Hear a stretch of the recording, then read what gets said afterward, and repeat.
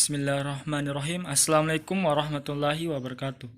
Perkenalkan, nama saya Muhammad Ihwan Amin Nur, mahasiswa Kesmas UIN Alauddin Makassar. Saya akan menjelaskan tentang skema sistem pembiayaan kesehatan. Dalam kesempatan kali ini saya akan memaparkan 4 poin pembahasan. Yang pertama yaitu pembiayaan kesehatan, yang kedua itu skema sistem pembiayaan kesehatan itu sendiri, yang ketiga itu model asuransi kesehatan, dan yang keempat itu kelembagaan sistem jaminan sosial.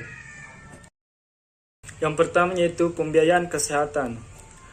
Proses pelayanan kesehatan tidak bisa dipisahkan dengan pembiayaan kesehatan.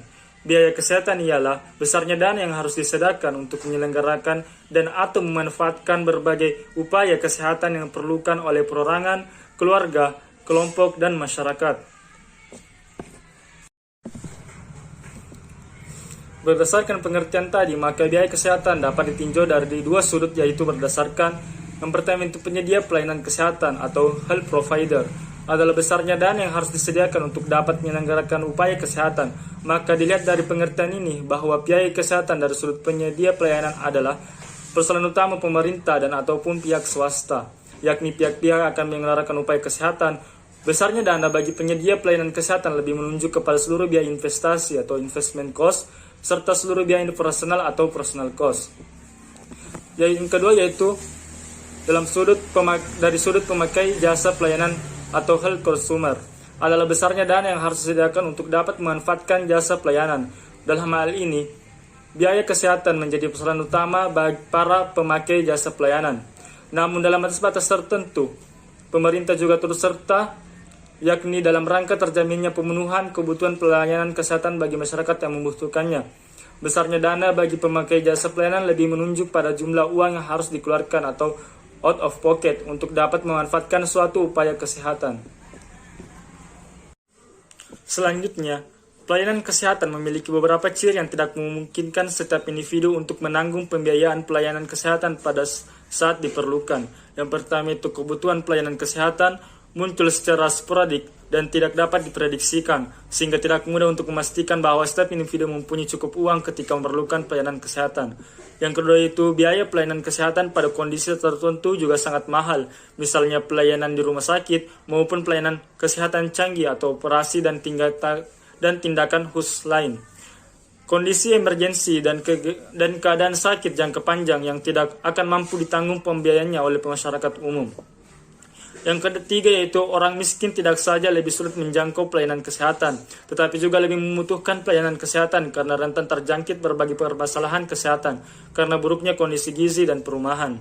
Yang keempat yaitu apabila individu menderita sakit dapat mempengaruhi kemampuan untuk berfungsi termasuk bekerja, sehingga mengurangi kemampuan membiayai. Selanjutnya yaitu skema sistem pembiayaan kesehatan. Sistem asuransi sosial sudah banyak diimplementasikan di negara berkembang. Pendekatannya menggunakan skema kontribusi, artinya adanya kontribusi membentuk pembayaran iuran oleh pemerintah, pemberi kerja, dan masyarakat. Kontribusi dalam bentuk iuran ini dikumpulkan atau disering distalkan revenue collection atau untuk dikelola. Pengelolaan dana ini dapat dilakukan oleh satu atau lebih institusi pemerintah atau swasta. Dana yang dikumpulkan tersebut dapat dikeluarkan oleh pengelola dana jika ada peserta tertanggung yang membutuhkannya ketika sakit. Pembayaran dilakukan kepada fasilitas kesehatan oleh sistem atau mekanisme tertentu. Kegiatan ini diistilahkan purchasing. Dengan cakupan semesta diharapkan sistem ini dapat menjamin aksesibilitas finansial terhadap pelayanan kesehatan bagi seluruh penduduk dengan harga terjangkau. Dengan cakupan semesta, risiko terdistribusi merata ke seluruh peserta tertanggung melalui subsidi silang dari yang berisiko tinggi ke rendah, dari kaya ke miskin, dari yang produktif ke non-produktif. Konsep ini dinamakan risk pooling. Jadi ada 3 fungsi harus berjalan selaras, berkelanjutan, efektif, dan efisien. Yaitu yang pertama pengumpulan dana dari pengumpulan melalui seluruh sumber, yang kedua itu pengumpulan risiko agar terjadi subsidi silang antara seluruh peserta tertanggung, yang ketiga itu pemberi manfaat melalui mekanisme pembayaran fasilitas kesehatan.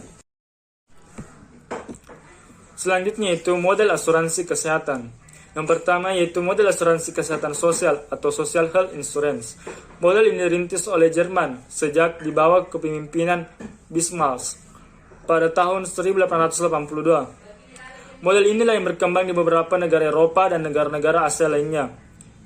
Kelebihan sistem ini menjadi bagian dari kelompok non-formal atau memungkinkan cakupan 100% penduduk dan relatif rendahnya peningkatan biaya penanganan kesehatan. Yang kedua yaitu model asuransi kesehatan komersial atau Commercial Private Health Insurance.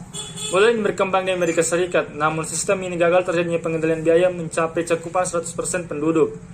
Sekitar 38% penduduk tidak tercakup dalam sistem. Selain itu tidak terjadi peningkatan biaya yang amat besar karena terbukanya peluang moral hazard. Yang ketiga yaitu model NHS atau National Health Service, yaitu model yang dirintis oleh pemerintah Inggris sejak usai Perang Dunia Kedua. Model ini juga membuka peluang semakin besar cakupan 100% penduduk, namun pembiayaan kesehatan yang dijamin oleh anggaran pemerintah akan menjadi beban yang berat. Di antara berbagai model itu, asuransi kesehatan sosial menjadi pilihan di banyak negara.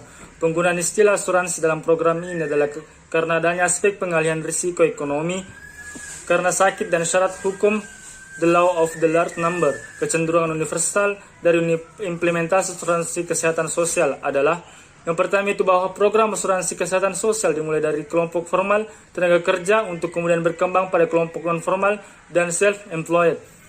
Program bagi masyarakat miskin seringkali dikembangkan secara tersendiri bergantung kebijakan negara. Program asuransi kesehatan sosial di berbagai negara menunjukkan terjadinya peningkatan akses penduduk ke fasilitas kesehatan serta terjadinya pengendalian biaya. Yang kedua itu di berbagai negara, program ini dimulai dengan beberapa badan penyelenggarakan, tetapi jumlah tersebut semakin menurun. Dimulai dengan kerjasama atau koordinasi di antara berbagai badan penyelenggara. Selanjutnya merger sehingga akhirnya menjadi satu badan penyelenggara yang menyelenggarakan program secara nasional. Contohnya yaitu di negara Taiwan dan Korea Selatan. Dengan demikian, bargaining power badan penyelenggara semakin besar, sementara hukum the law of the large number juga semakin besar. Dalam poin terakhir pembahasan, saya akan menjelaskan tentang kelembagaan sistem jaminan sosial. Kesehatan dalam penyelenggaraan sistem jaminan sosial mutlak diperlukan lembaga yang berwibawa dan dipercaya berupa badan jaminan sosial. Bentuk badan penyelenggara jaminan sosial BPJS, sebagaimana diatur dalam Undang-Undang Nomor 24 Tahun 2011, adalah yang memperoleh perlakuan khusus, bersifat nirlaba, dan memperoleh perlakuan khusus dalam perpajakan.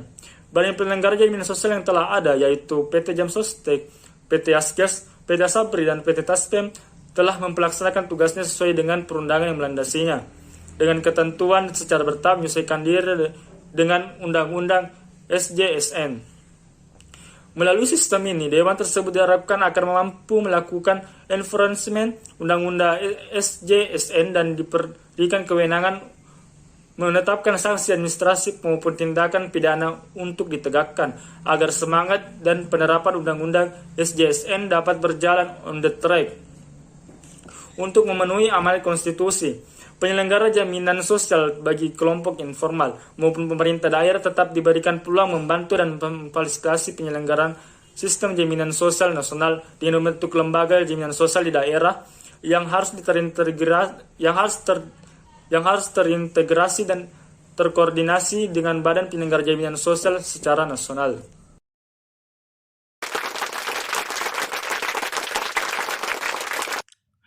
Cukup sekian dan terima kasih. Mohon maaf apabila ada kesalahan. Terima kasih atas segala perhatian.